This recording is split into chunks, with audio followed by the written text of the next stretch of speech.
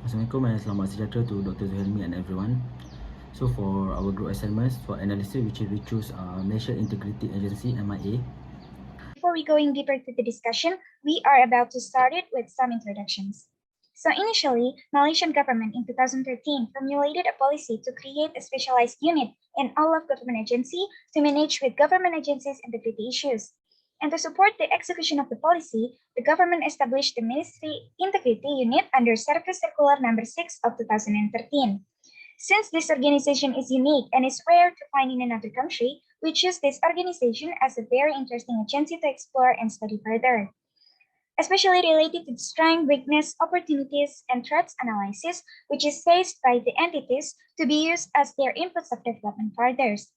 Hereby, in this paper, we aim to elaborate the role and the use of Malaysian Integrity Agency or MIA, which generally function as the moral keeper for the government, which includes the members of the public in this organization, as well as the ministry officers and staffs, so that they could report their members which proven to be violating the integrity issues, or misconducting behavior, and any other act that is unlawful and unethical, and especially corruptions. Thus, by writing this paper, our group members hope that it can contribute to the decreasing number of integrity issues, which are often conducted even by public servants, to be good examples for even the citizens in general. Moreover, the description of this agency in specific will be elaborated in the next slides. I will explain to all of you about a little bit background of the organization. So the first one, we will talk about a little bit on the background of our organization that have been chosen by our group. Okay, so the Enforcement Agency Integrity Commission is a federal statutory body establishment by an Act of Parliament under Section 3 of Enforcement Agency Integrity Commission Act 2009, Act 700, which was introduced on 3 September 2009. The Act 700 was enforced on 1 April 2011. This Act replaced the Independent Police Complaint and Misconduct Commission Bills 2005. The foundation of the commission is in accordance with the government mean to teach and upgrade honesty among implementation officials and law requirement organizations, consequently fortifying public trust in them. All right. Since the Act came into power, the Commission has started to do capacity as given in a segment 4 of Act 700. The fundamental capacity of this Commission is to get grievances of wrongdoing from people in general against authorization, official or law requirement office and examine and hold a conference on the objection got. This way, the requirement exercises are continually observed, and in case of unfortunate behavior, fitting activity will be suggested. So we proceed to the next one, which is the vision, mission, and motto. Alright, the first one we will talk about the vision of the organization, which is pioneer in enforcing, transforming, and inculcating integrity among the Malaysian enforcement agencies based on the professionalism and best practices. And the mission of the organization, which is strengthening the service delivery system with integrity among the Malaysia enforcement agencies through the management of complaint and investigation in a transparent, bold, dutiful, and professional manner. The motto of the organization is as assertive, transparent, and efficient. Next, we proceed to the logo of the organization, as we can see in the slide, which is the Suruhanjaya Integrity Agency Penguatkuasaan. Okay, as we can see, yes, this is the logo of the organization. Okay, I will explain a little bit detail about the logo of the organization. Okay, the first one, the tiger claw figuration in the logo symbolizes the commission courage in securing public interest. This shape which cross with one another mirror the core activity among the commissions, general society at large, and the authorization organization in instilling uprightness. The next one, the edge of the tiger claw that meet each other reflect the commission decisiveness, straightforwardness, and productivity in completing its obligation. And yes, as we can see in the logo, there are three colors which are red, gold, and black, symbolizes the commission, which is the first one, the red color, which means reflect the assertiveness and firmness of the commission in forging integrity among the enforcement agencies. The next one, the gold color, which means reflect the commission boldness in acting dutifully without fear of favor. And the last one, the black color, which means reflect the commission's seriousness in executing its function. To the function of the organization, there are 8 main functions of the Enforcement Agency Integrity Commission as provided under the subsection 4, bracket 1 and bracket 2 of Act 700. which are the first one, to get grumbling of unfortunate behavior from people in general against an enforcement officer or against an implementation organization overall, and to examine into and lead a hearing on such grievances. The second one, which is to formulate and set up system for the identification, examination, and anticipation of wrongdoing by an enforcement officer. The third one, to secure the interests of people in general by forestalling and managing unfortunate behavior of an enforcement officer. The fourth one, to accommodate the examining and observing of specific part of the task and the technique of an enforcement agencies. The next one, which is the number 5, to promote mindfulness, improvement, and schooling corresponding to respectability inside an implementation office, and to decrease unfortunate behavior among enforcement officer. The sixth one, the number 6, to help the government in detailing a regulation or to prescribe authoritative measure to the government or an authorization office in the advancement of honesty and the abolishment of wrongdoing among enforcement officer. The number 7, to study and check any encroachment of if implementation technique and to take any fundamental proposal relating thereto. And the last one, which is the number 8, to make a site visit to the premise of an enforcement agency, including visiting police headquarters and lockup as per the strategy under any composed law, and make any vital suggestion relating thereto. So that's all from me. Thank you, and I will proceed to the next presenter. I would like to explain my part about problem lead to be established of MIA. Among the integrity issue problem that lead to be established of Malaysia Integrity Agency, it is MIA. It have 3 problems. It is first is corruption, second is abuse of power, third is sexual harassment. It will detailedly explain in slide number 2. First is an issue occur in a public organization is corruptions. Corruption is a dishonest behavior that occur when someone has a positions of power such as government officials or managers. Often corruption will be committed by influencing people or senior officer in an organization. Corruption can be included as accepting barriers or giving something, gift and manipulating elections, of dealing with monies and laundries. For example, the situations according to the Utusan Malaysia, a police was arraigned in the Alostar Sessions Court on the 3 corruptions charges 3 years ago. First charges is in Kota Setar District Police Quarters (IPD) was charged and various or corruptions of 13,000. That it is closed notice in cases in Kapala Batas. The accused was charged with committing a offence on a Kota Setar IPD on February 19, 2018. Meanwhile, the second charge is accused was charged with accepting a corruption 9,000 from the man in my car, where there is in a Syabas Perdana bus station's car park on February 21 at 4:30 p.m. This case all clearly show the most civil servant in the country increasingly lack high integrity. Secondly, the issue is in a public organization is abuse of power.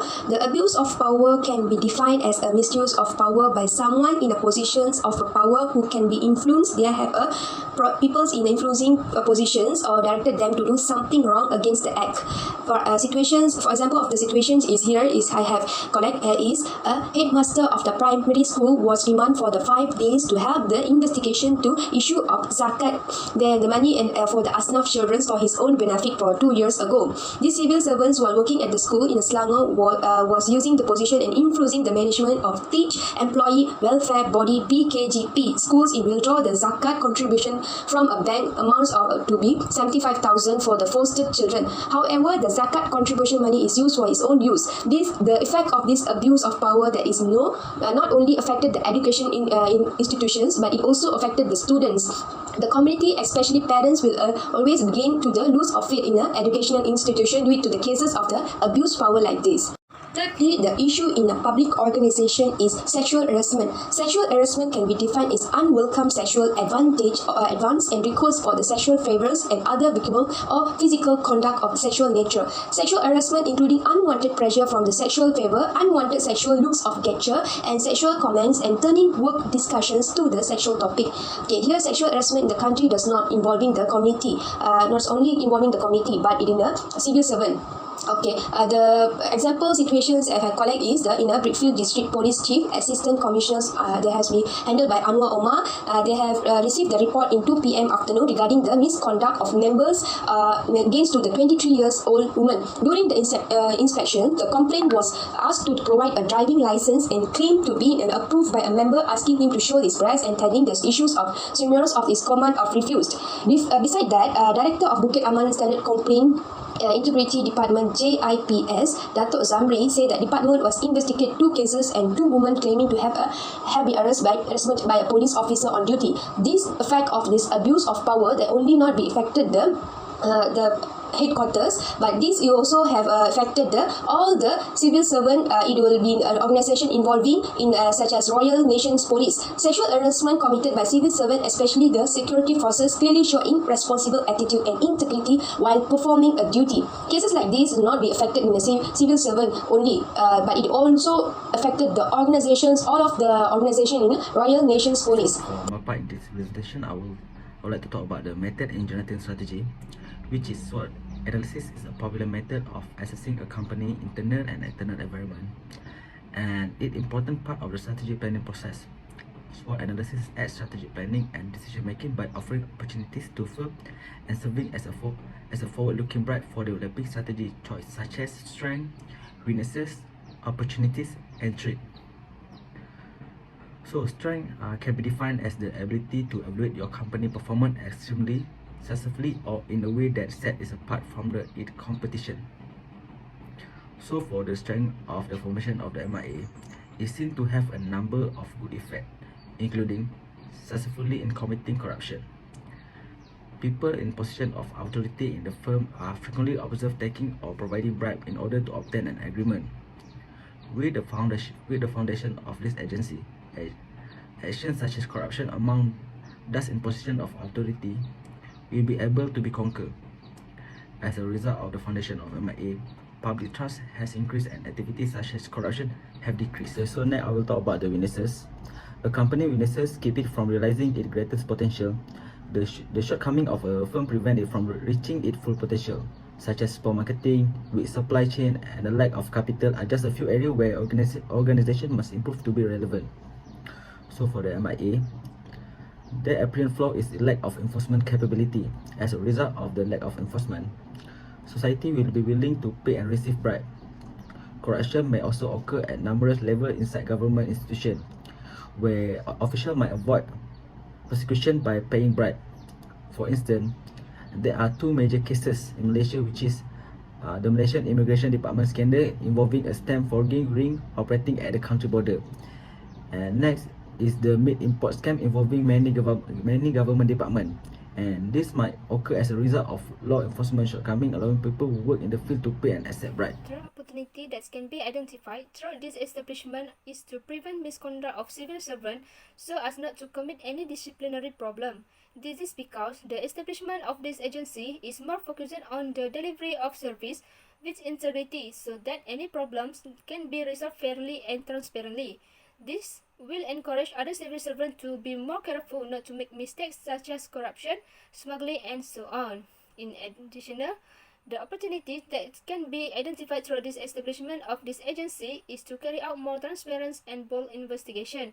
This is in line with the mission carried out in the establishment, which is to strengthen the service delivery system with integrity among the Malaysian Enforcement Agency through the management of complaints and investigation in a transparent, courageous, dedicated, and professional manner. With this, the Integrity Establishment Agency is able to resolve the matters that are trying to be considered from other agencies, such as reopening investigation paper related to serious problem, but have been let go by other agencies.